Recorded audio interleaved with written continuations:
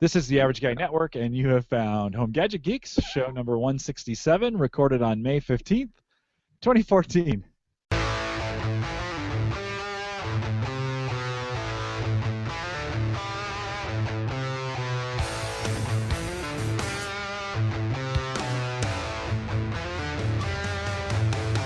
Here at Home Gadget Geeks, we cover all your favorite tech gadgets that find their way into your home. News, reviews, product updates, and conversation, all for the average tech guy.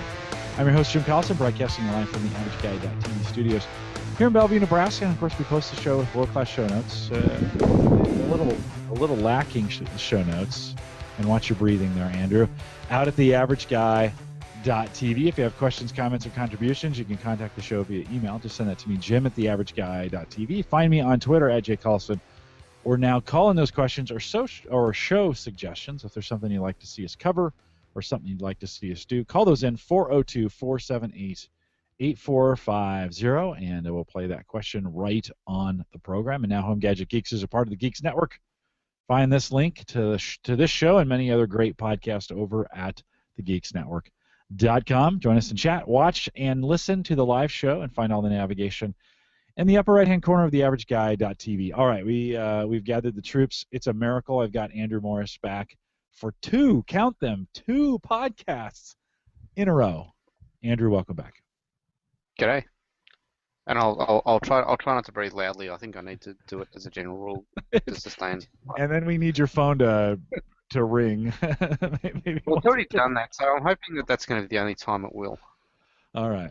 Well, we'll trust Hawaii 5-0 to come in here at some point during the show. It's always good to have you back, and welcome back to a record-breaking.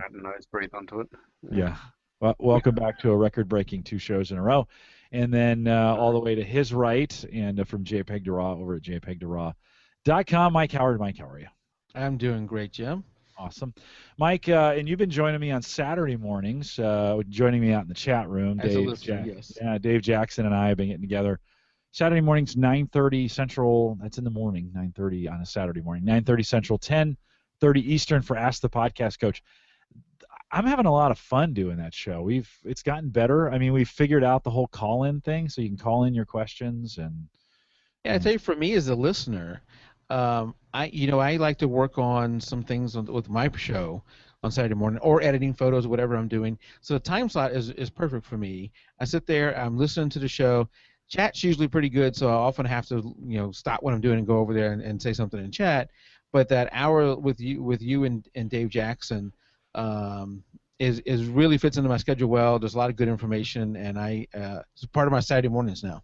Yeah, it's part of mine too. I've had a good time with them, and so if you're thinking about starting a podcast or you've got a podcast, and this one is actually, while it's not good for Australia, the Home Gadget Geeks here is always in a great time slot because it's noon or so for Andrew over there, so he can always podcast with us, around the noon hour. Not great for the UK, right? It's super late in the UK right now, super late in Europe, and so they never get to be a part of this. Well, that Ask the Podcast Coach. At 9:30 Central, it's in the evening in the UK, so if you're a UK listener, and I know I got a few of you out there, and you'd like to join us live, we take your podcasting questions or tech around sound and audio and some of those kinds of things. You can join us on Ask the Podcast Coach. That's just askthepodcastcoach.com/live. All right. We want to get started, and then I should say, as I do every other show, thanks for using our Amazon affiliate link, theaverageguy.tv/Amazon. Of course, had a couple great months, and a couple guys I announced on the show last week. I had a couple guys who had taken advantage of the program, and I hadn't heard back from them. One of them heard me say that and kind of said, I'm sorry. And so appreciate him getting back to me, and I figured so. I just figured I'd maybe lost communication with him. And we get busy. We all do. It's really hard to do this kind of stuff. And so if you've done that, and so one of the guys contacted me back, and we scheduled some things out, so we're all good there. But I appreciate you purchasing from the link, and actually we're going to upgrade some equipment in the studio with some of those funds as well. I've got a Core i7 box coming that will help get the processing done for me a little faster. I kind of thought that I do a lot of video production now, and we're producing it in 1080p, and it just takes, Mike, you do this a lot. You will. I mean, it's not an AMD chip, but you will love that Core i7. Yeah. And I just bought. Speaking of, you took you a little bit to catch that, huh? Yeah, no, I heard it. Speaking of your link, I bought 2 things. I mean, I put my fingers down here, but you couldn't see it. Two Yeah. things last night using your link. A Mediasonic RAID 5 enclosure for 4 drives, and I needed 1 drive to make my 4th drive, so I bought 1 drive so that I was running out of storage for my podcast files, believe it or not. Yeah. And I need that for that, so I bought it, and hopefully have it tomorrow. Awesome. So be looking for that in your, I'll watch things. I'll watch for that in the rundown. Somebody had purchased a Dell Venue 8, which a brand new Microsoft store opened here in the Omaha area. So and it's actually not all the way across town like I thought it was going to be. It's actually within about 20 minutes of the house.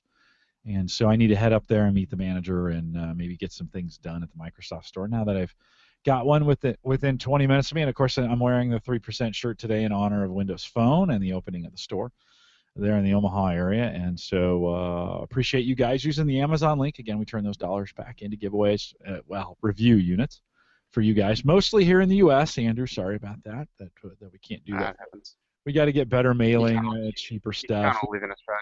No. It's the trade-off for living in one of the most beautiful countries in the world. That's right. So, and having great things like drier than a dead dingo. Dead dingoes done that. Yeah, there we go. So listen to last week's show if you want to know what that means. All right. So it is the post show. Yeah, that's what it's in the post show outtakes. Yeah, if you didn't get it all the way to the end of 166, we got a few minutes of outtakes in 166. You want to go back and have a listen. Anytime I get Andrew and John Zadler on the podcast, there's going to be a good outtakes. Hell quickly. It was good. It was good indeed. It's spring here in the United States. Today we're in the middle of May, and what that means for me is I'm an avid runner, and I've spent a lot of time running over the last 5 or 6 years. And because of that, because all the fitness that I do with that, there's a lot of fitness things that I do, and we heard from you, the listener, both through chat and some feedback that you wanted me about every 6 to 8 weeks to talk a little bit about fitness. And so tonight's one of those nights, and then you might be looking at me and Andrew and Mike, and you're like, who gave these guys the right to talk about fitness? Well, I think what gives us the right to talk about it, I was built for comfort, not speed. And Jim, you run marathons. I do. I'm not even going to give you much advice on those devices. I'm looking for advice. Yeah. So well, that's an angle. But the other thing is, it's the Average Guy Network, and I like to talk about, we're all in this area of fitness. We're the average guys in this, and I think in a lot of ways we all struggle with that area of fitness, and so that's not what we're going to talk about because we got some really good stuff to talk about. But that's why I do this. Is just because it's there. You can go out and find plenty of podcasts, done by jocks and studs and runners that are weigh 120 pounds or 105 pounds, and they run 2-hour marathons. Well, go listen to those if you want that. We're going to talk about, hey, what are the average things that people deal with, and maybe some tech equipment. That's what we're going to talk about tonight. Some tech equipment that might help you in your fitness journey. And all three of us have done things, purchased things, especially tech, to help out both family members and ourselves. And then Mike actually is going to bring a nice question in here in a few minutes. But I want to spend a little time, because I do some running, and so, and Andrew, I know you've run off and on, maybe some, and I've followed you on Facebook. Well, yeah, it's hard. It's hard, especially with having the kids. I mean, it's hard to find time for a routine. And as the kids get older, you've got to either put them in strollers and go walking, or you have to intentionally find ways to make this exercise happen. By the way, let me say this before I get started. So, Mike, later on we're going to talk about there's some gym membership looming in your future. But before we get to that, let me just say, if you want to lose weight, I've said this on all the podcasts. If you're really looking to get fit, it's really 90% what you eat and 10% what you do. And so often That's my problem. Yeah, well, it's mine too. I love to eat. It's one of those things where if you really want to get in fitness and you want to lose that weight, you really got to control the diet long before you. Hold on, my picture just disappeared. Yeah, it did that. The second time it's done that. Yeah, there we go. I don't know why. If I turn it down to no HD and then bring it back up, the picture comes back. But so if you're serious, if you're listening to this and you're like, oh man, I could stand to lose a few pounds, or in my case, I could probably go 10 or 15.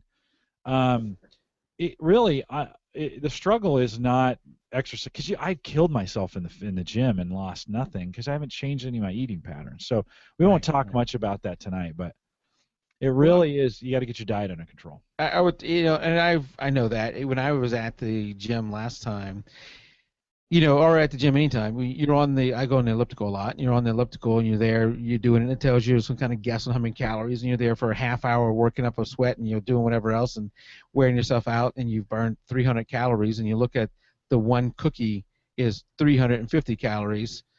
And like, what the heck? It's a bit of a fail, isn't it? If I want to eat 7 of these, I'm going to have to be here all day on this thing. I know, and I have eaten 7 of those. Like, sometimes you get some cravings. And, I mean, just tonight I came home, and I'd been out of my routine. I haven't run over the last couple days, and I got home, and there was some sugar. And, in the evenings, sugary stuff is the worst possible stuff you can eat because you get more sugar cravings, and your body will then you just, like, can't stop. And I ate, like, 7 of those little Smartie packets. I love the Smarties. Yes. They're awesome, and they're just pure sugar. They're nothing but flavored sugar. Yeah. And that's, of course, good flavored sugar. Oh, they're delicious. I justify that by saying it's chocolate, not sugar. Well, I think chocolate actually burns calories, if I heard right. Yeah, and makes you live longer. But that being said, and there's some forms of chocolate that are good for you. That being said, I again want to say, if you're thinking about, if you're like, oh, I'd like to drop a few pounds in what you eat to start with. Stop eating so much, and I think that will help. Every time I've lost in 2010, went back, I was looking at some pictures from 2010. I'm about 15 pounds lighter than I am right now. And I felt good, but you know what? I was super disciplined. I was keeping track of everything I ate, and I'd set a budget. I'd set a food budget for myself every day. And I used so I used Runkeeper, but I think there was another, maybe it was on Runkeeper. Many of these fitness applications not only track your fitness, but you can track your food and your calorie intake.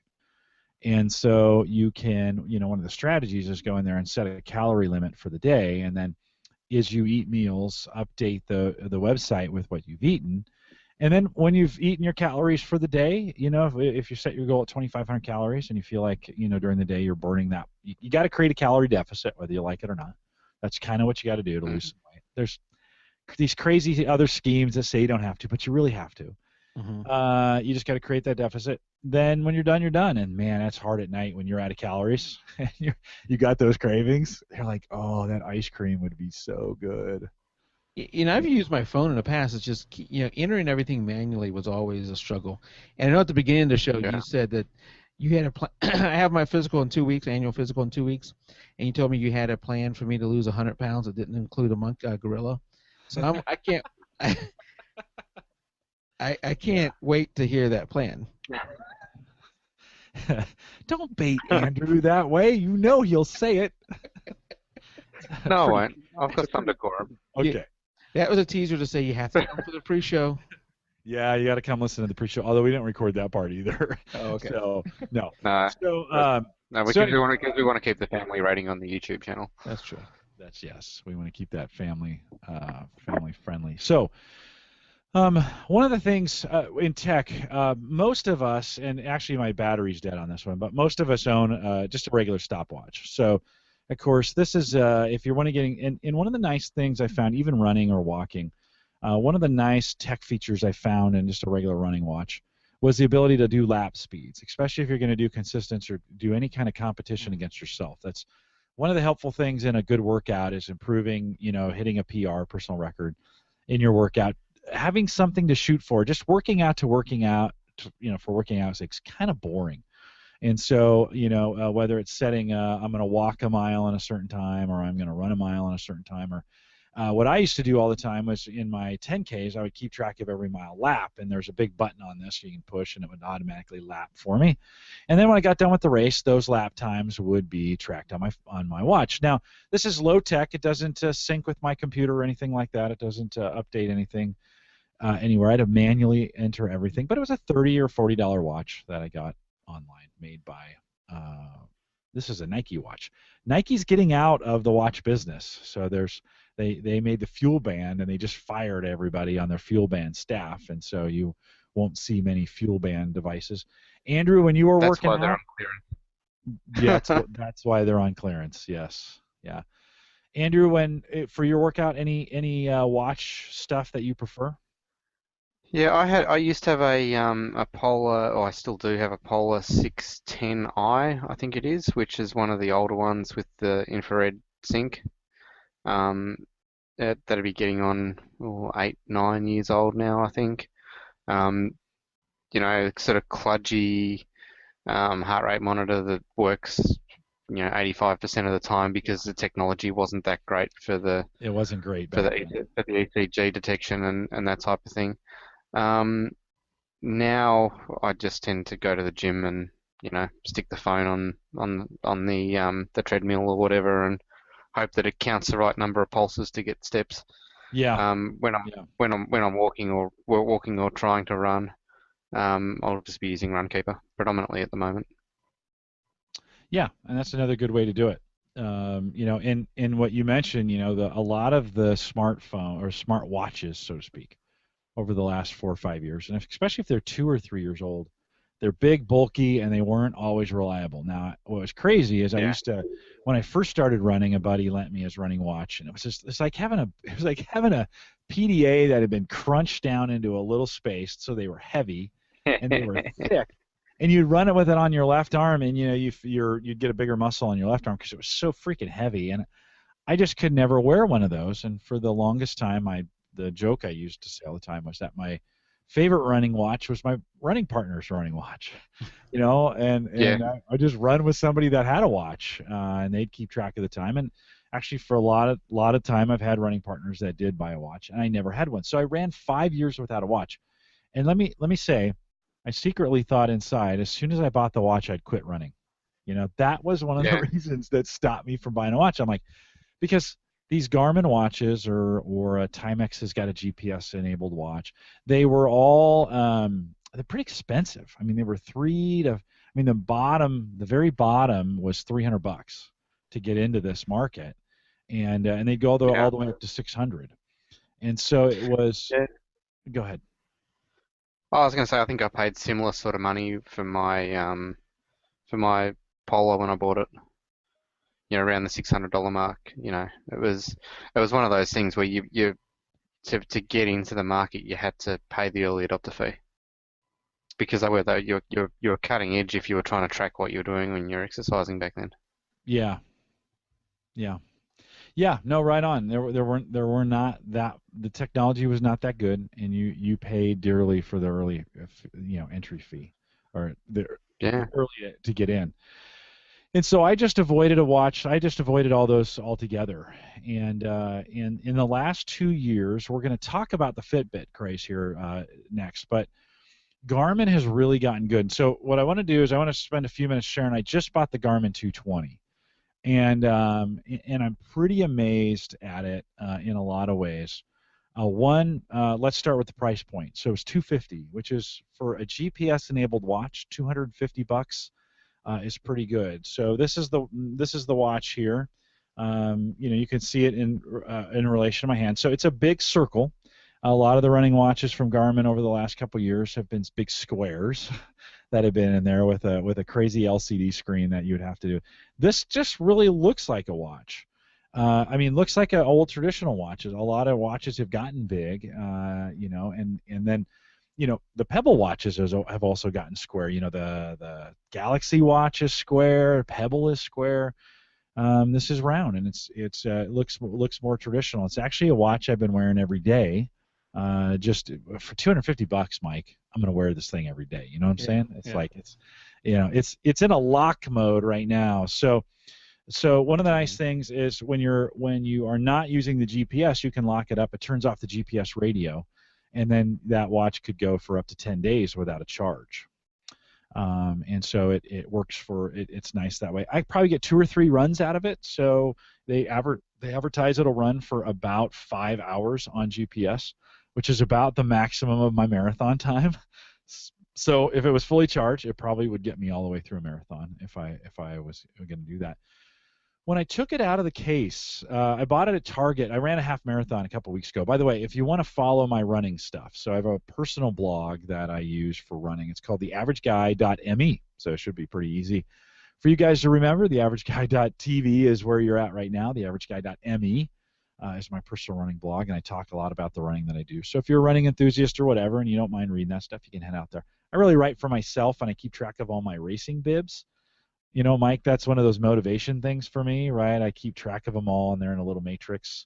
You got to find those gimmicks, right? You know, that Yeah, kind of in keep you. competition was kind of my gimmick. Somebody mentioned it before, is having someone you're, in a fun way competing. Because the downside of competition is if you start to lose, that may be a real disincentive to somebody. Yeah, that's the hard part about picking some of those competition things, right? Yeah. Is you got to be careful. We'll talk about this more with Fitbit, but they've got a lot of competition stuff going on there. And Garmin does too through Garmin Connect. And so one of the impressions I had when I pulled this watch out of the bag was I thought they'd given me like the floor model that had all the how sometimes you get the floor model that wasn't real. It didn't have anything inside of it. It was so light. This thing. The weight on this thing is 1.4 ounces, which is for a running watch, for a GPS, is ridiculous. I was like, are you kidding me? And so I put it on again. I was used to kind of the bigger running watches, and again, because it's so light, it's a watch I could wear every day. So I put it on, and it connects Bluetooth with your phone. So once you make that connection, you install Garmin Connect from the Android store. In my case, they have an Apple, they have an iPhone app too, and you make a Bluetooth connection between your phone and your watch. And when they get close to each other, the watch automatically syncs to the phone. That was another thing in the old days. You had to take the watch off, plug it into your computer. It would manually update. And you can still do that, but it sends those records to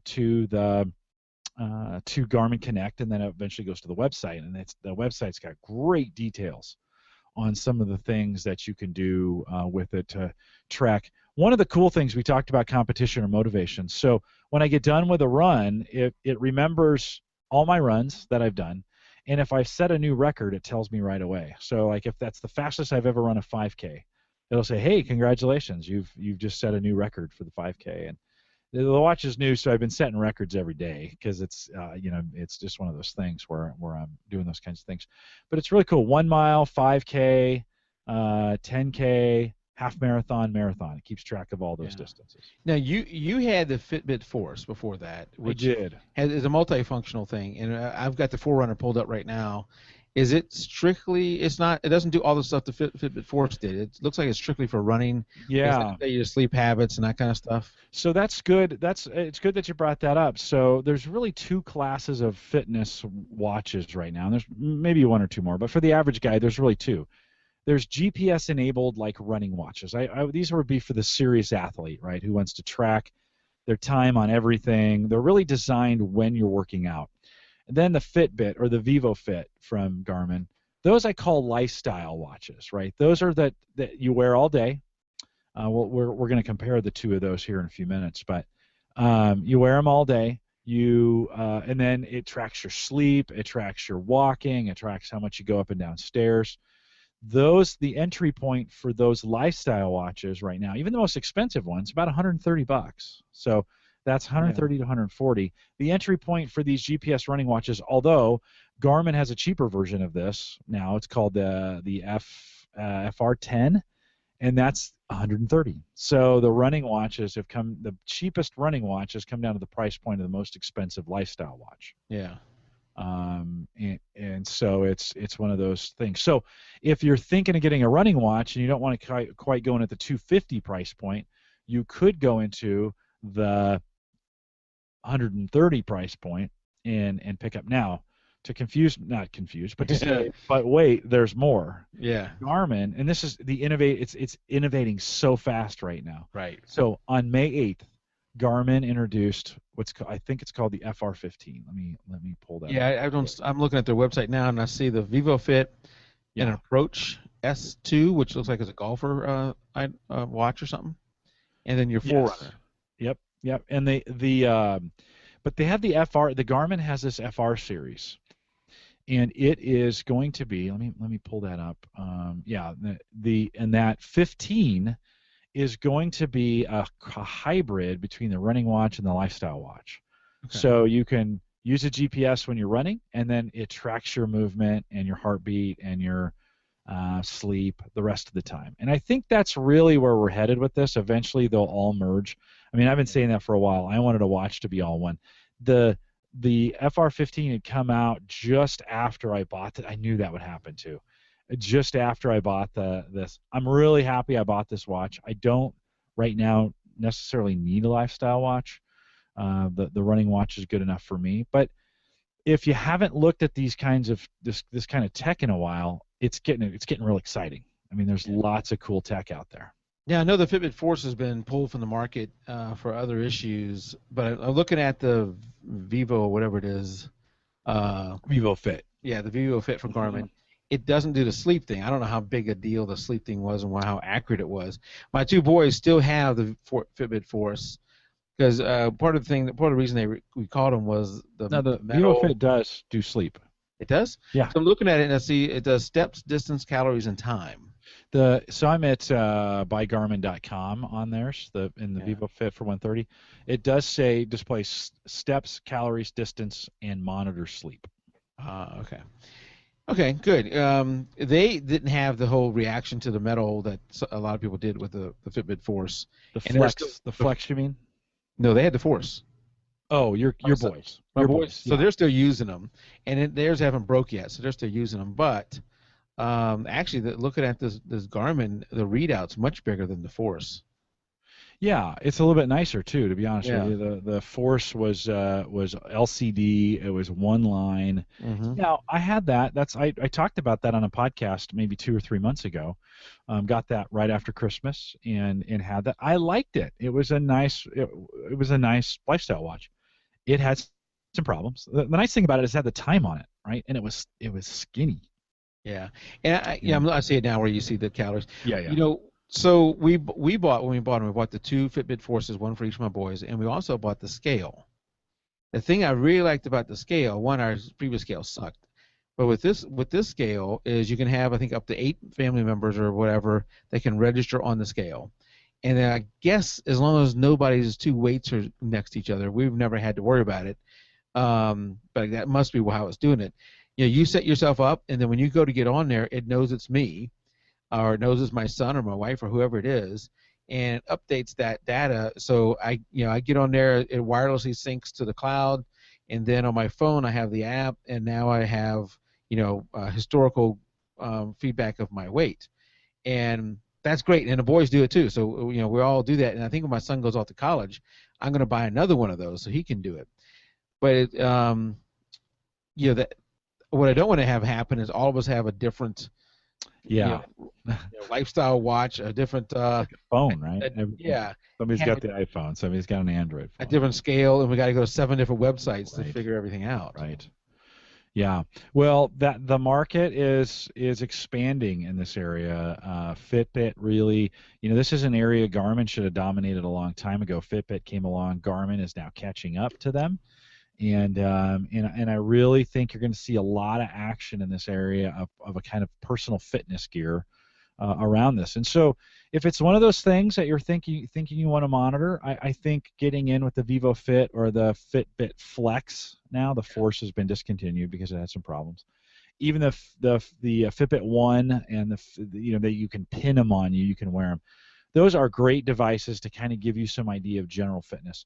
Somebody said in chat, I think it was Loftus said in chat, he doesn't run, he likes a pedometer though. Yeah, that's what these are, right? They count steps, and the goal is to get 15,000 steps a day, and you don't have to be a runner. This is, let me be very, very clear about this. I choose to run because it's what I do, but that really, running, I've gained and lost weight through monster running cycles. Again, it's not the running that it causes me to be fit, right?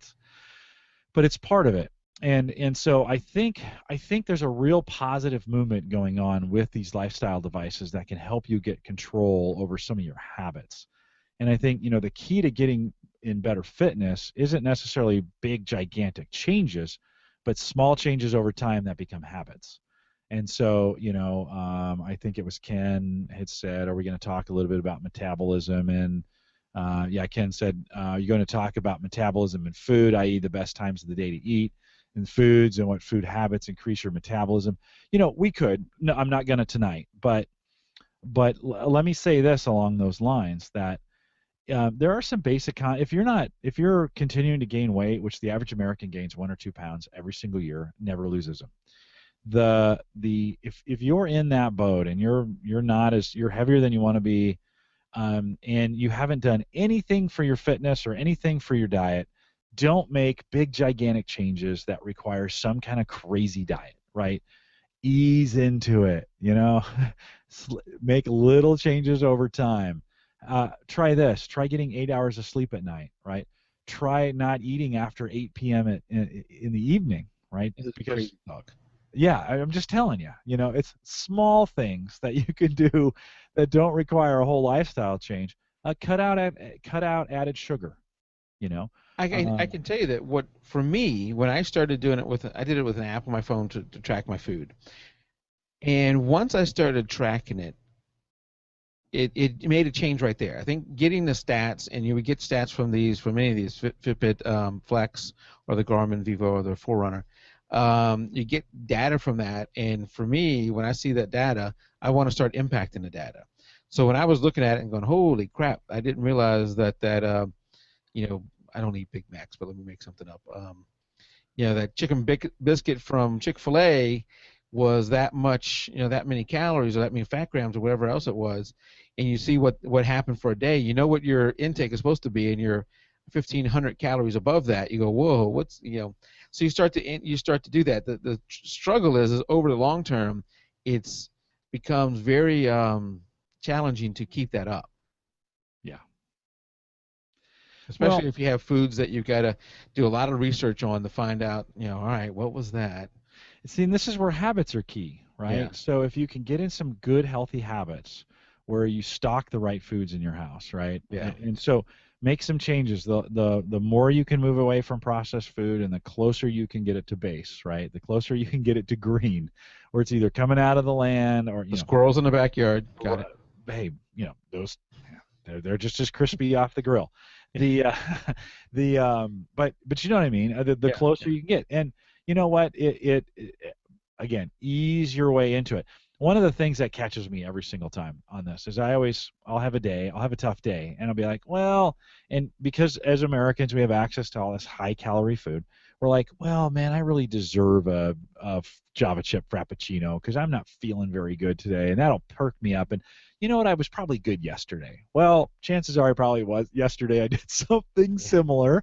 And if I don't enter it into my phone food calorie thing, it doesn't count. It doesn't count, right? And you start saying, well, I was good yesterday, and you really weren't. And then you do that about every day for 3 months. Well, you add an extra 1,500 calories onto your daily plan, and you don't burn those off. Guess what happens, right? And what does it take to lose 1 pound? It's 1,000. I think it's 1,000 calories in a pound, something like that. Yeah, I can't remember. I asked that question. I'm sure. I did it at one point. Okay. Yeah. How many? We can Google that. How many? So now these things, the thing you had, the Forerunner and the Fitbit Flex, those kind of things. 3,500 calories. Sorry. Okay, 3,500 calories. Yeah, because it was something like 500 a day difference over a week would be a pound or something like that. Yeah. And the real quick before you ask a question, you can get into a real rabbit hole with this diet nutrition stuff where there's all kinds of people saying all kinds of crazy things, and there's all kinds of eat this at this time and eat 6 times a day, and yeah, you can do that. I mean, but if you're doing nothing, start with something simple, which is simple math. Add up the food that you're eating during the day, make it less day over day. All right, just start with something simple and move on. So go ahead with your question. All right, so all of these things that you're wearing on your arm, are they measuring how much you're running or whatever by the fact that the GPS is moving, or by the fact that your arms are going up and down? How are they doing that? So this watch actually has both GPS and accelerometer. So that's another nice thing about this, is that when I get on a treadmill, even though I'm indoors and I'm not around GPS, it will monitor how far I run. Now, I don't know if I'd really use that because the treadmill distance and speed thing would be probably more accurate than the watch. Okay. So on a treadmill, I'm just going to enter in that manually anyway if I do it that way. You say enter it into manually It's a into Garmin your Connect Garmin. where Okay. I'm keeping track of everything. So Yeah. you can enter stuff in like the workout manually. So Yeah. right, obviously if you're on the weights, if you're doing weights instead of Yeah. something Yeah. like that, you're gonna have to enter that manually, right? Yeah, absolutely. If you're gonna go in and do those kinds of things, but so yes, that's kind of nice. It's got the accelerometer on there. Like I mentioned, it's got all kinds of cool stats. So when I unlock the phone, let me see if I can actually. So if I go into my history, I'll just kind of give you an example. So Monday's run. Let me look at the details here. So with Monday's run, and I'll hold that up, you can kind of see it. This is the other nice thing about it. It's got a pretty clear screen. So you can see I ran about 4.22 miles, and I'm reading this backwards, about an 8:30 pace. It's really cool because of the accelerometer. You get a cadence, an idea of cadence, to tell you how quickly your feet are moving per minute because it counts those little thump thump thump thump thump when you're doing it, just like the Garmin does. It's it's kind of a pedometer. It is the Garmin. Yeah. And and I burned about 700 and let me go back to that. I burned about 720 calories on that run. Oh wow, nice. Yeah, not bad. And about my cadence was 172, which is not a bad cadence.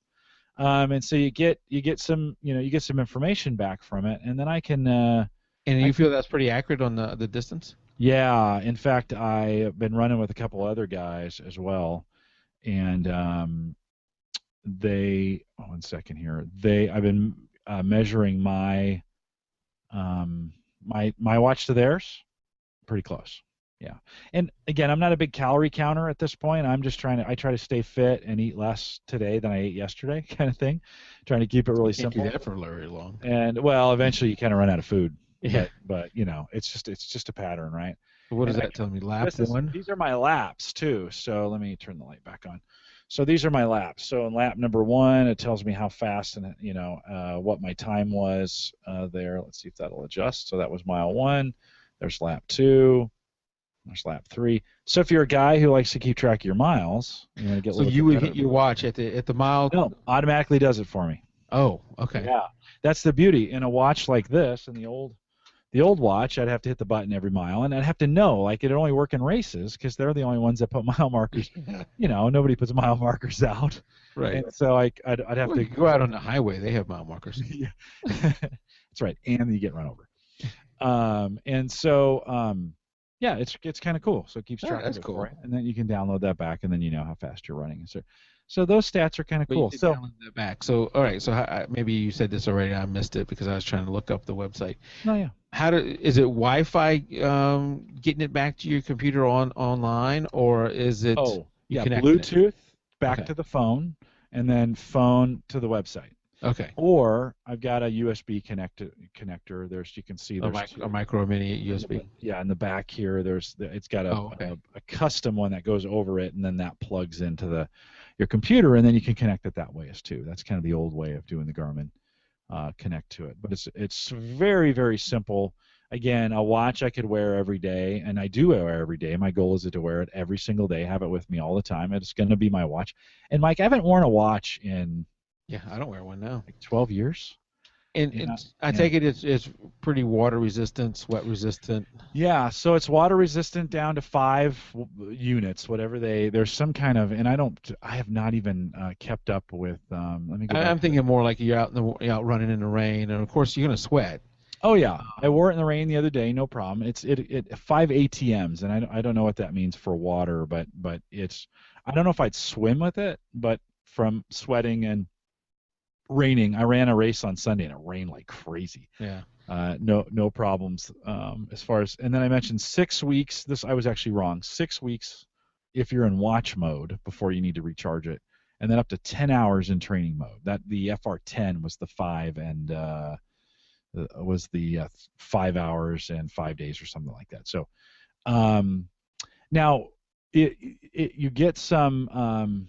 It'll actually, you can do bike. You can put it in bike mode too, so you can have it on your wrist, and if you're biking, keep track of all that time and tell it it's you're on a bike, so you could do it that way as well, which is really cool. Yeah, now that the Force is gone from Fitbit's lineup, and they got to be coming out with something to replace that. I mean, comparing the Flex to the Vivofit, it's there's a huge difference there. I mean, it definitely looks like I would get the Vivofit over the Flex. Yeah, so Fitbit was first to market on that, but Garmin had all the experience. Yeah. And so Fitbit came out with this and kind of opened people's eyes to that form factor. And then, recently, this Vivofit is kind of brand new on the market. And they're very, very, very, very similar. I mean, it's almost like Garmin just ripped off what Fitbit's doing. I don't know if that's true or not. But, the Fitbit does not have a replaceable battery. If I think Really? that thing is sealed in there. I'd have to double check. The Garmin does have they guarantee a 1 year battery on that, and then you can take that off, and it just takes one of those little tiny watch batteries. You put it in. Now that and as I'm looking at the video and all that on the Garmin one, it almost made me think that maybe I should have bought I don't know if this even exists, but a Wi-Fi scale that was not tied to a vendor like Garmin or whoever. And I don't know if these guys even let you do something where you can sync. I can't find anything about scales on Garmin's site, and Fitbit probably only lets their one come there. It would be nice if there was a phone app or something where you could have a Wi-Fi scale that then, because ultimately if you're trying to lose weight, it all comes back to that scale. I mean, whatever you're doing, the food or the working out, you're going to need to know what was the impact. Did I gain or lose? Even if you're not doing it every day, but over time, you're going to need to know that, right? Yeah, although let me give you one alternative to the scale. The pant size is the pants tighter. Size. Yeah, I mean that's true, but I still like to know the number. Yeah, well, you're a numbers guy, Yeah. right? And I think you like to put those numbers in a spreadsheet and all that other stuff. If you're going to track it, anything worth doing is worth tracking, right? Yeah. So, but I've really moved away from a scale over the last, I ran for 5 years, and then last summer I was really hurting, and so I took about 4 months. It started as taking a couple weeks off. It ended up getting to be 4 or 5 months by the time I was done. I got busy podcasting at work, and it was really easy at the end of the day to just spend time into podcasting and not going out and working out, and wasn't eating very well. And of course, whenever we go on the road, when I do recruiting, I do a fall recruiting class where we go all around the country and recruit. I eat like, time on the road. You know how. Oh, absolutely, yeah. Yeah. So, so I put on a few extra pounds. The pants got a little tight, and come December, I'm like, I better. I looked in the mirror.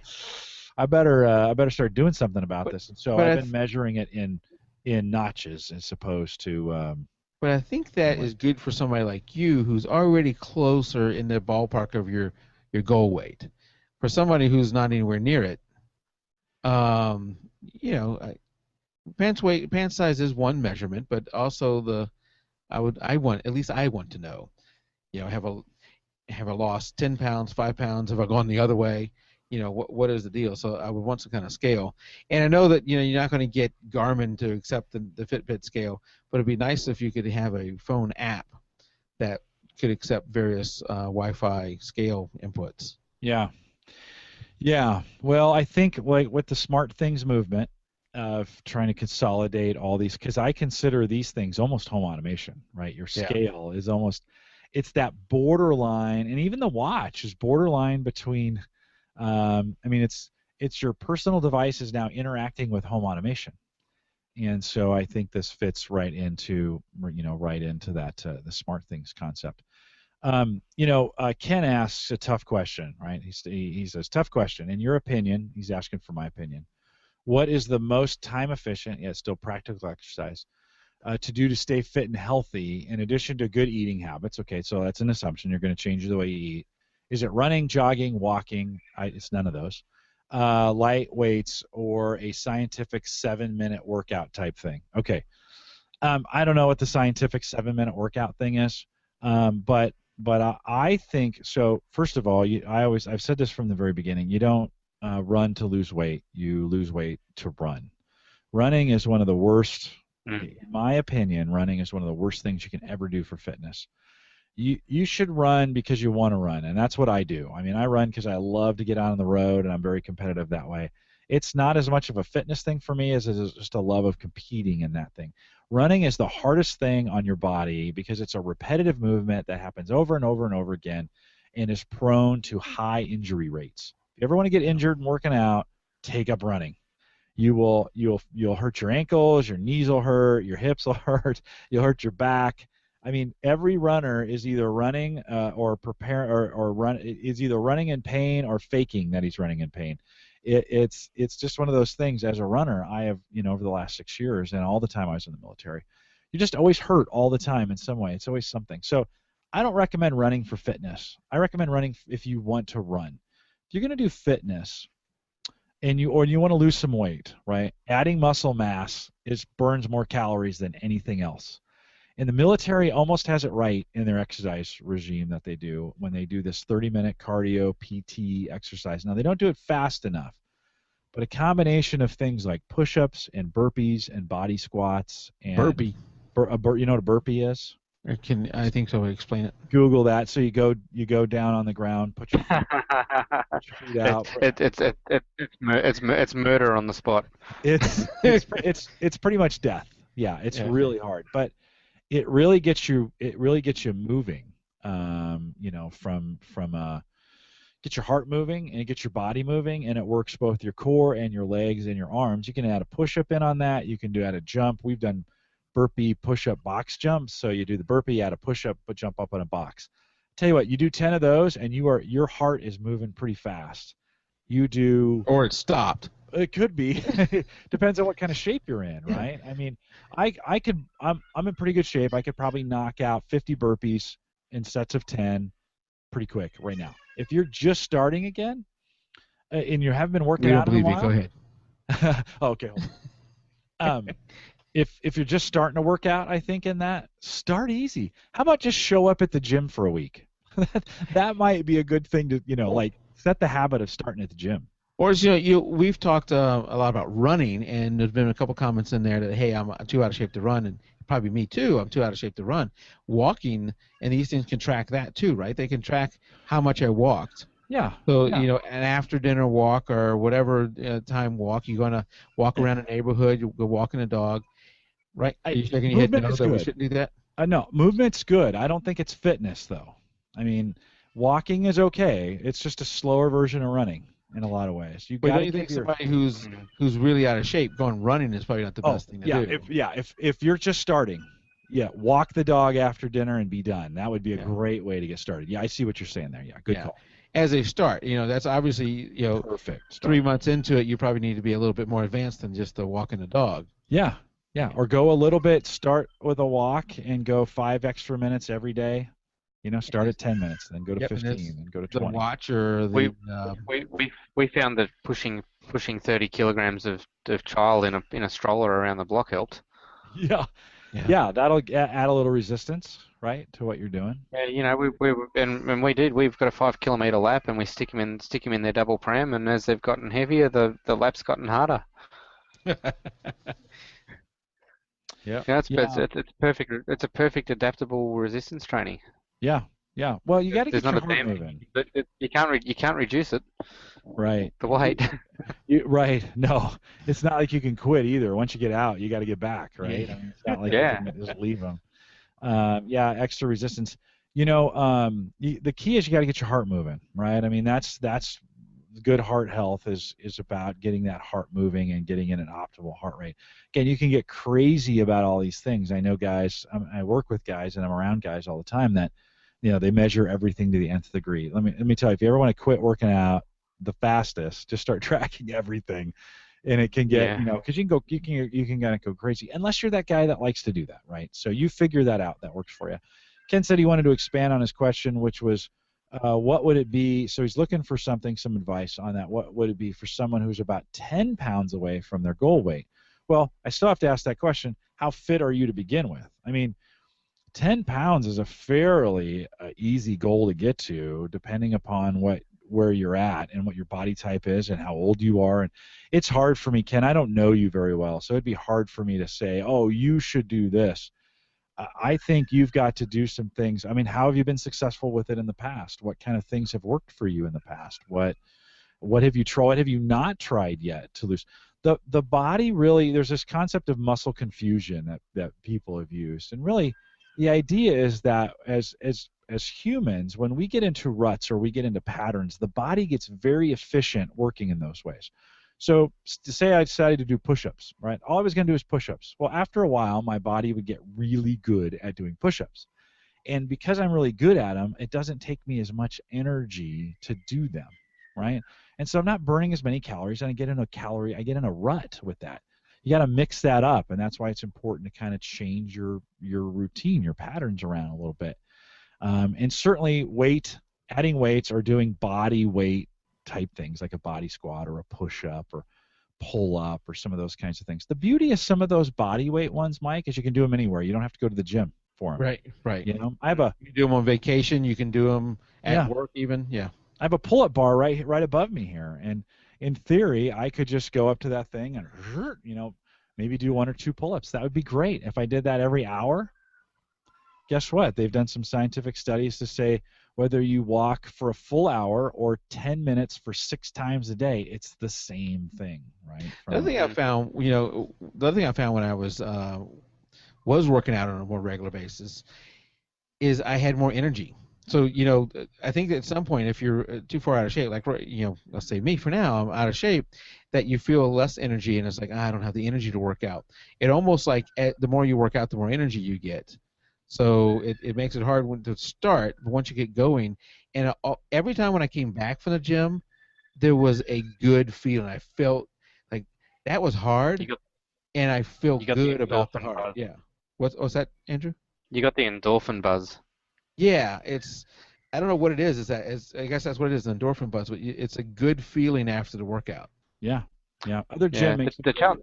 Oh, go ahead. The challenge I was finding with the gym, because I was packing probably another 15 to 20 kilos than I should have had. So since the kids were born, I've come down 25 kilo, nearly 30 kilo. I had the whole sympathetic pregnancy thing happening, and I went to the gym and I put weight on, because even though I was spending 25 minutes on the treadmill, I was then doing a weight circuit, but because in the past I rode when I was at school, and I ran and all the other sorts of exercise I did, I just found that I bulked up with my muscle, and as a result, I didn't lose the stomach that I was trying to lose, and the sympathetic pregnancy weight, and then all of a sudden, I jump on a set of scales, and it's like, holy crap, what happened there? Yeah. Well, and that happens to a lot of people, right? They start working out for the first time. They actually start getting after it. They put weight on because they're adding muscle mass, and it doesn't. You don't start losing weight because your muscles, at least twice as dense as fat, and so you start putting muscle on, which is a good thing. You lose some fat, but that muscle you put on is more dense, and so it weighs more. And then you're like, God, I'm not losing any weight. You have to do it. This is why I hate the scale. Yeah, this is why I hate the scale, right? This is why pant size is better when you're first starting, because you'll start to lose some of that belly fat, and you'll start to put on muscle in other places, right? You don't have a lot of muscle in your bellies.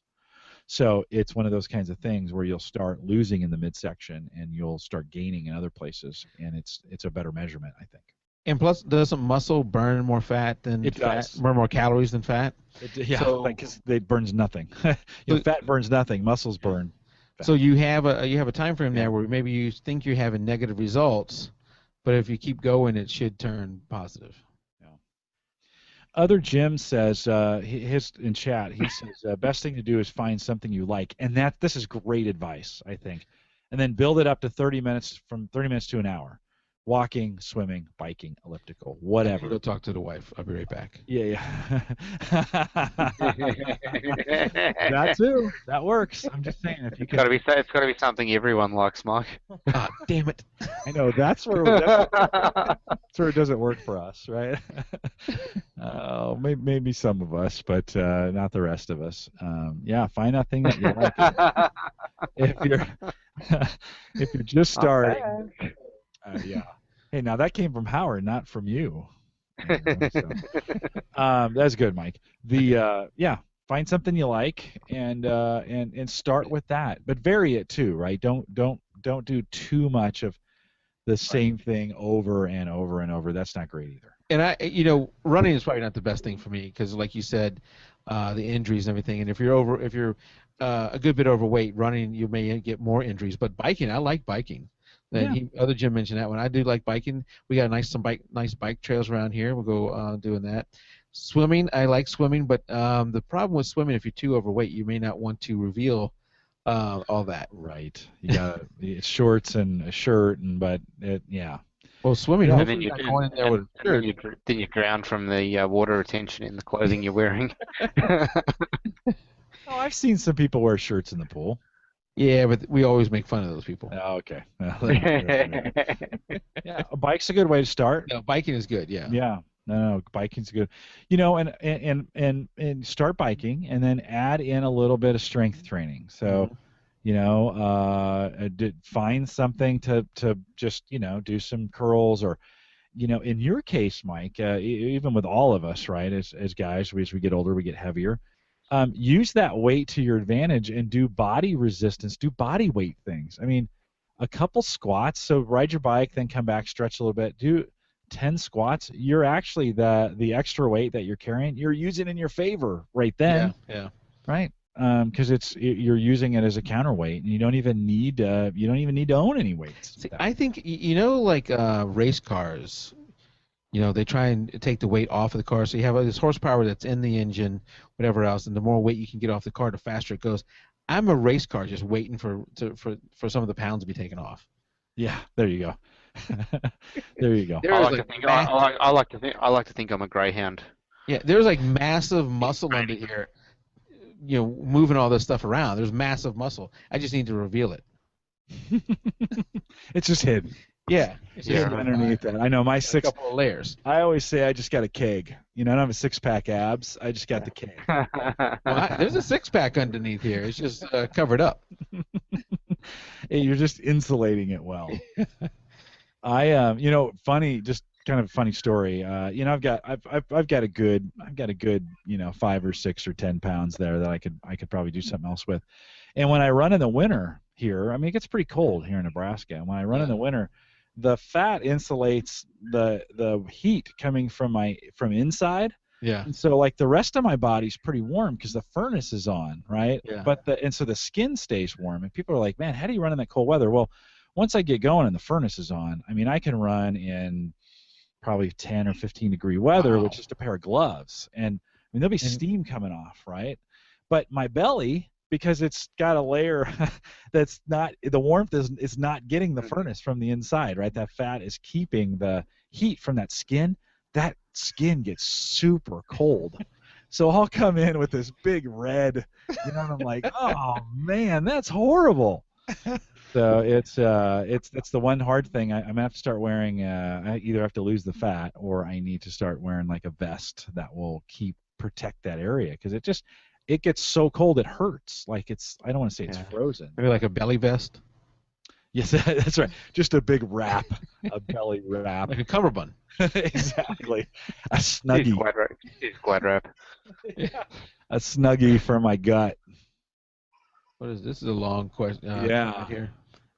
He just Ken just saying thanks and good tips. Activity is what's key, right? We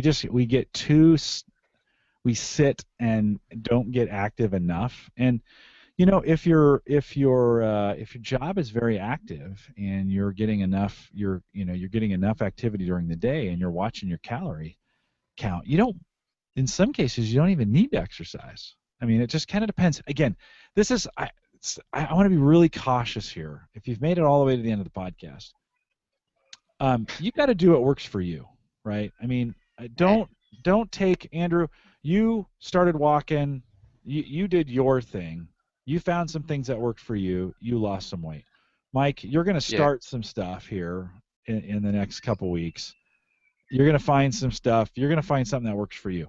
I found that works for me. You have to find what works for you, right? If you're listening to this and you made it this far in it, you've got to find what works for you. And there'll be lots of advice. And it's trial and error. Yeah. Yeah, and you have to like it. If you don't like it, you'll quit doing it. You're not going to do it. Yeah. Yeah. I mean, one of the things that we do is when we when we go for our walk, or when we're walking more frequently, we find that we'll walk around the neighbourhood, and it's about time they mowed their nature strip, or look at what they've done at their house this week, or that week, or the other week, and you got to find something that bring out the inner voyeur, or whatever it happens to be, to keep you interested in doing it. Yeah. Yeah. Well, and Ken's question, right? He kind of expanded. I was just reading that when you were talking, Andrew. Was, he's fairly fit, and he's about 10 pounds where he wants to be, but he works a lot, 10 or 12 hours a day, not a lot of time to do fitness. Um, Ken, here's an idea for you. 10 minutes of stair climbing. Say that again. 10 minutes of stair climbing every 2 or 3 hours. There's an idea. Take the stairs, right? I like push-ups. Push-ups do some amazing things for you. One, especially when you do a military push-up, you've got to keep your core tight, right? And then you work your arms at the same time. And so find a corner somewhere. Believe it or not, we do this at work. We have push-up challenges, and we do push-ups at work. Find a corner where you're comfortable and do some push-ups, right? Get 10 push-ups in, do 10 an hour. You would be surprised. So typically I do, in our fitness assessments, I do about 40 push-ups in a minute. That's pretty typical if I haven't been working out. That's pretty typical for me, about 40. We did this push-up challenge, and I started doing 100 push-ups a day in sets of 10 over the course of the day. So 1 an hour, basically, a set of 10 every hour. Sometimes we'd speed that up and do more, but whatever. Let's just say throughout the course of the day. In my next assessment, I did 53 push-ups in a minute. I improved by 13 just by doing 10 push-ups. There's something seriously wrong with someone who can do that many push-ups in a minute. Well, I mean, what are you? Some sort of bloody Terminator or something? I mean, even Schwarzenegger wouldn't have been doing that. Oh, he could. I'm impressed. He was pretty tough, but have you seen him now? He'd be doing well to do 8 push-ups. Yeah, he's not in the greatest shape right now. No. But he's getting older. He's like 70, isn't he? He is pretty old. I mean, come on. For 70, he's not bad. Yeah, he's still making movies, but his acting hasn't improved. Not recently, no. But there's some things I would say, if you're looking for some things to do, try and add in a little bit of stuff throughout the day, right? Sneak away for 5 minutes and do 5 body squats, right? In a body squat, it's just stand straight up. What about this? Some people, well, I say some, only one lady in my office, but I went and visited another office today where a bunch of them had this. And instead of a chair, they may have a chair that's pushed off to the side, they're sitting on a ball. Yeah.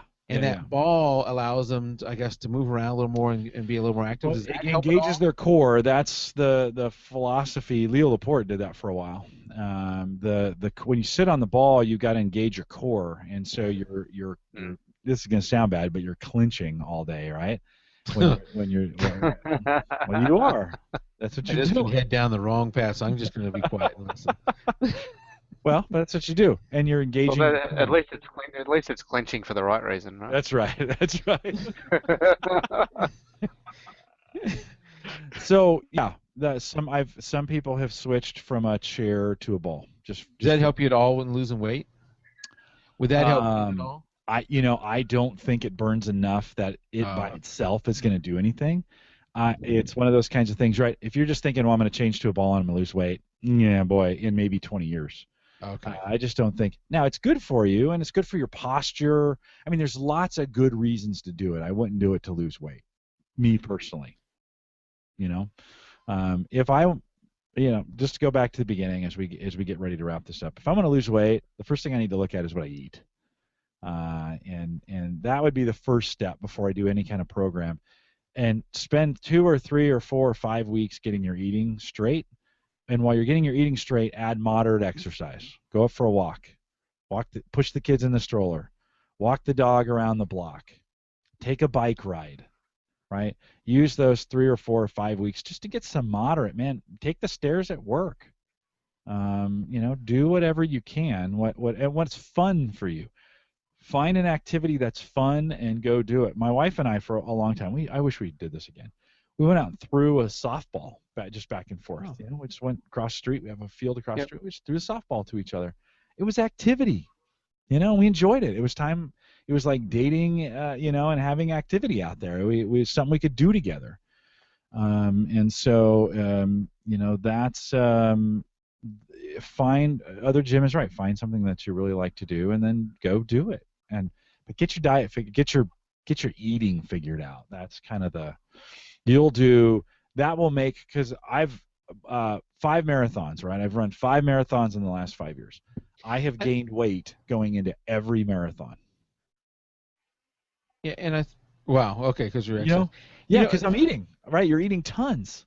I just was about to think, I was just about to say, as you mentioned about throwing the ball with your wife, is that finding someone you can do something with is good, but there's also a downside to that is let's say I decide I'm going to pick up biking and I'm going to do it with one of my kids, and at the times when he can do it, it actually is an extra encouragement because he's going to say, hey, let's go, Dad, and that's an extra encouragement. But now I've got to sync up 2 cycles, and if he can't do it or he doesn't want to do it, that's a really good incentive for me to say, yeah, me neither. So you know, while it's good to have a partner in doing some stuff, it also can be a distraction. You got to find some own self motivation, I think. At least I do. Yeah. Yeah, and if you're finding something you like and you can do by yourself, then add a friend, right? It's one of those kinds of things. If you like doing it, you don't necessarily have to have a friend. Yeah. Then the friend's the bonus instead of the friend being the. What my older son was a swimmer, and through high school. He graduates next Friday, so swimming seasons are over for him. You know, if he's going to swim now, it's going to be recreational. But because he was in such great shape, he doesn't want to lose that. He has got a pattern down. That is probably an important thing to create a pattern. And what he does is, as he comes home from school, the gym is on his way home from school, so he just stops at the gym, works out, and then comes home, and that's his routine. And because it's a set routine, it becomes a pattern for him, and he can keep doing it every day. Yeah, and I'd even say set a reward structure. We haven't talked about that at all, but set a reward structure for yourself so that you're going to talk to my wife again. I'll be right back. You know it's going to end up being chocolate, Mike. It's one of those things. Yeah, man, I'd be skinny sky on the planet if that was a reward. So it's a double workout. Yeah. Well, good stuff, guys. I appreciate the feedback from you guys on this. Andrew, great to hear the kids squealing in the background. It's always nice to hear the young voices back there. Judicious use of the mute button again. I did. No, it's great. It's one of those fun things about having you on, and good to hear. I know you guys worked hard. Speaking of working out, you guys worked hard. little bit of help before we head down. You got like a little bit of help from a third party. Yeah, a little bit of help from your friends, but the little bit of help from American Express and science. But it's fun to get together. Ken says he really appreciates the tips, and he didn't want to occupy too much. No, Ken, I'm glad you talked about that. Yeah, no, it's good for us to dialogue on that, and here on Home Gadget Geeks, you know, it fits in nicely. We talked about a gadget, and then we spent some time. Listen, guys, this is where we're at. I mean, I can't say enough of we're all in this thing together, you know, and like Red Green would say, keep your stick on the ice, you know, that right until we're pushing up daisies, we're gonna have to deal with these things, and so it's just one of those things we have to deal with, and I'm no superstar, and I'm no trained trained dietitian or trainer or any of those kinds of things. But there are some things that you could do to improve what you're doing, and you just got to kind of figure that out. We're all in this thing together. So sit down, figure some things out, and try some things out. See what works for you. Not everybody's the same. Not everybody's body's the same. Not everybody's diet's going to be the same. Not everybody has access to, you know, all those things are different. So you really got to sit down and take control of your own kind of destiny and build a plan that works out best for you. So, Mike, you talked. So, are you guys you making a big change coming up here? Are you going to do something different?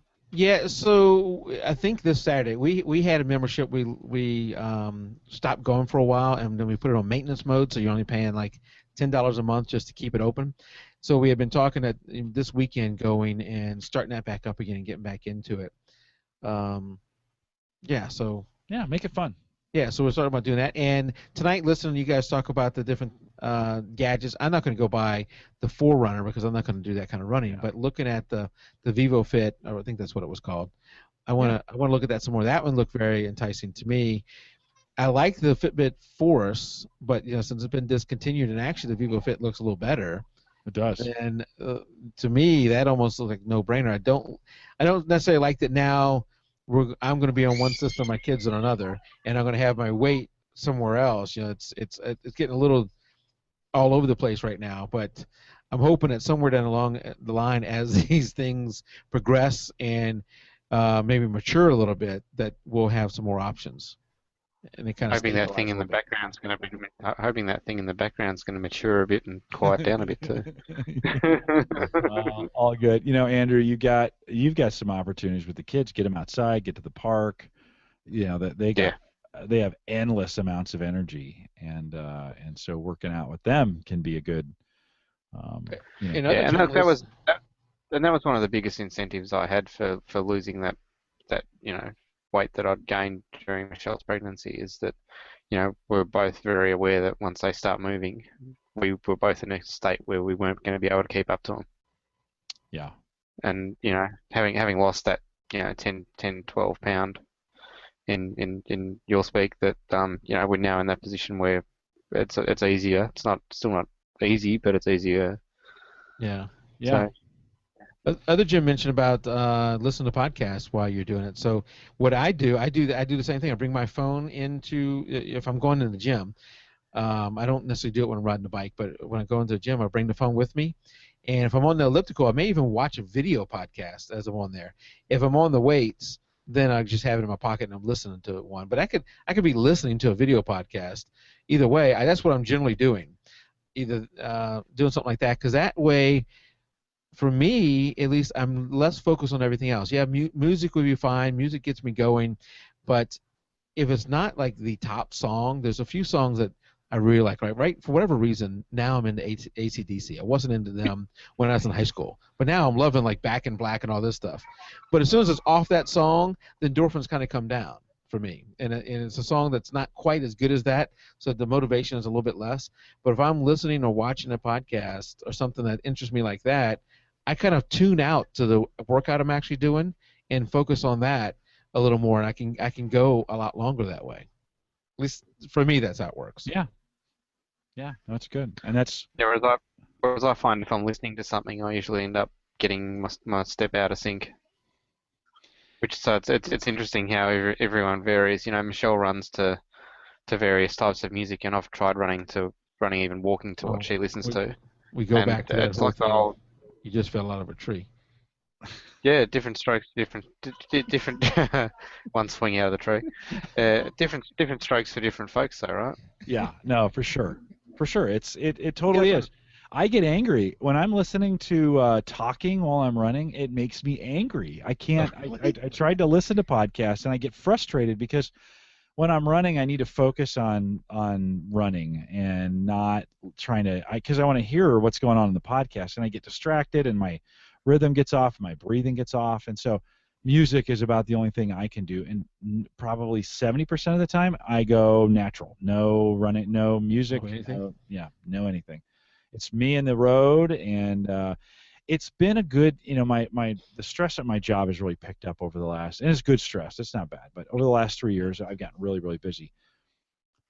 I've used that running time as my time. I'm away from email, there's no phones ringing, there's no interns asking me questions, there's no, there's nothing there. It's nobody can get a hold of me, right? I don't even have my phone on me.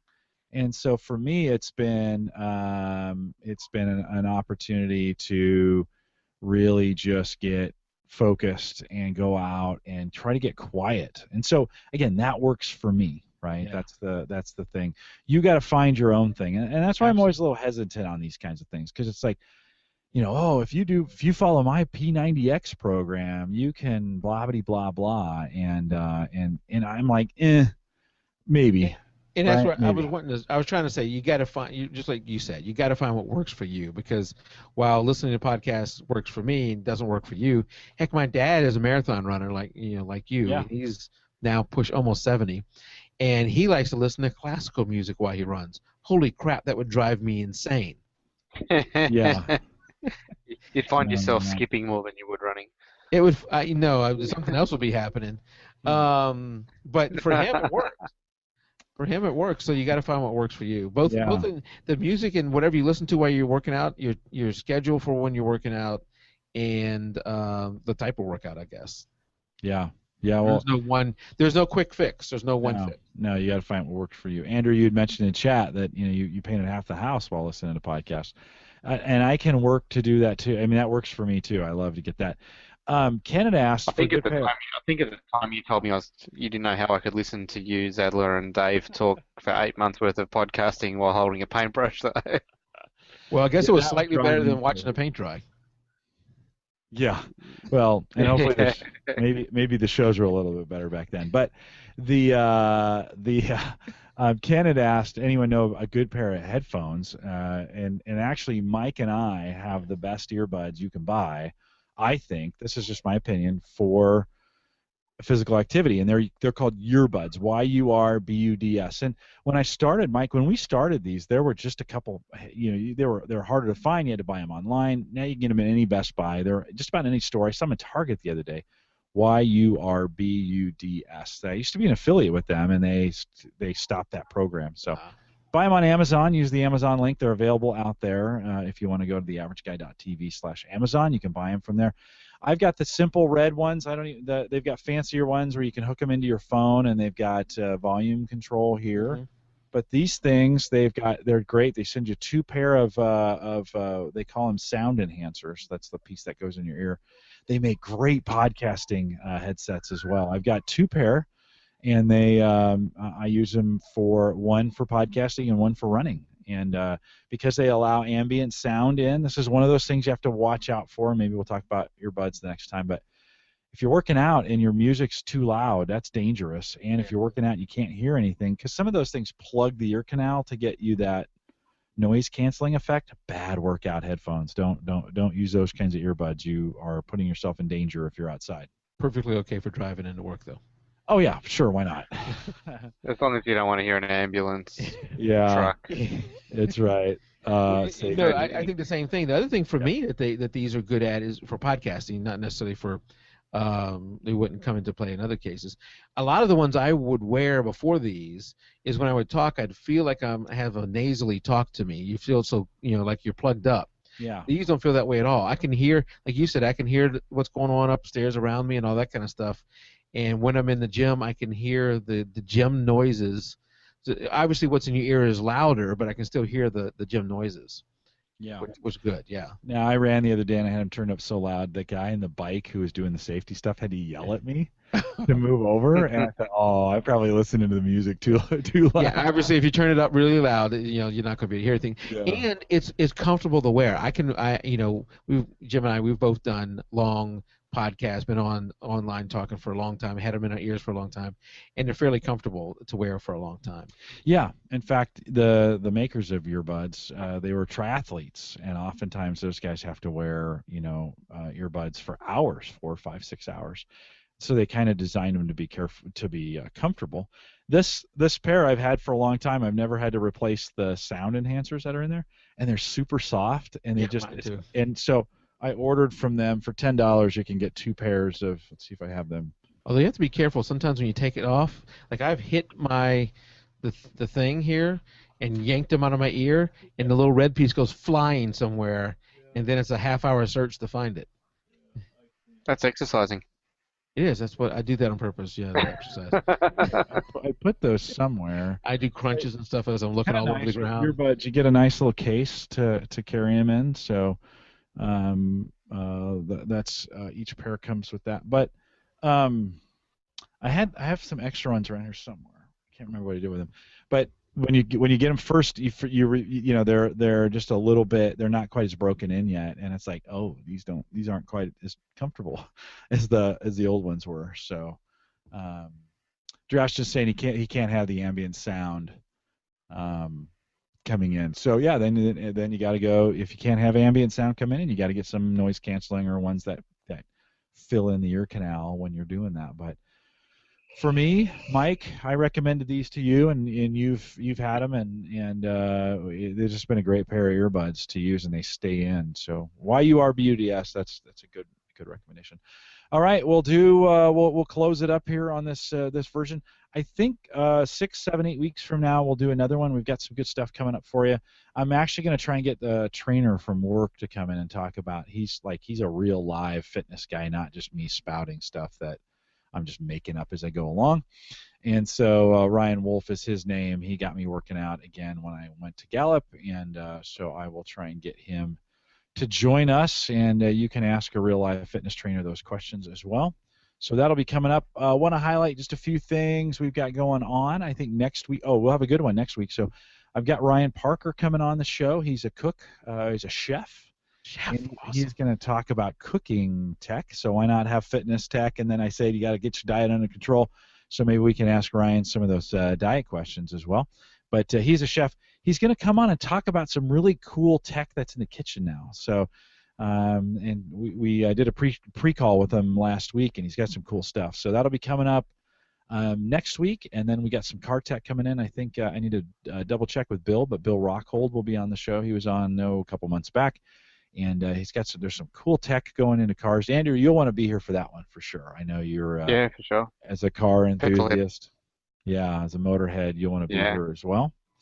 And then in a couple weeks, actually I have June 5th, maybe a June 12th show schedule. I'm still scheduling those right now, but on the 19th of June, we've got John Nye coming. He's an ethical hacker, and he's going to talk a little bit about look up Wi-Fi pineapple, and so he's got some cool things coming when we talk about ethical hacking. So we'll have him on. We got some interesting guests. I met the guys from Code 42. Those are our Crash Plan guys, so I'm hoping to get them back on the show and have some technical stuff from them coming from those guys. They are growing like gangbusters there. That Crash Plan, Mike, you got to tour their facility?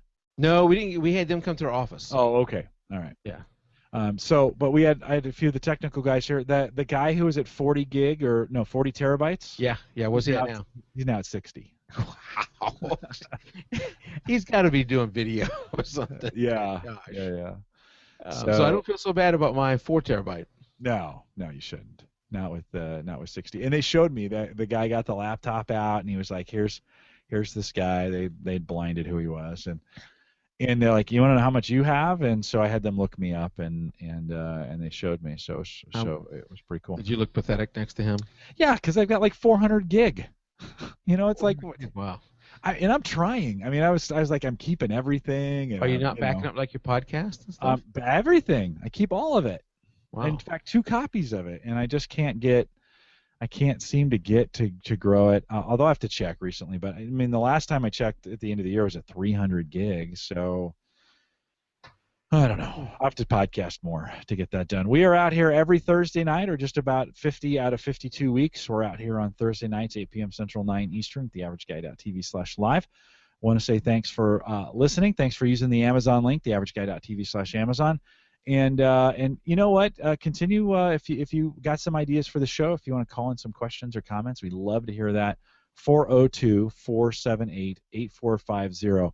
And Kyle has been really good. He's called me about once a month on that line just to make sure it's still working. And so give us a call on that line. We'd love to hear from you.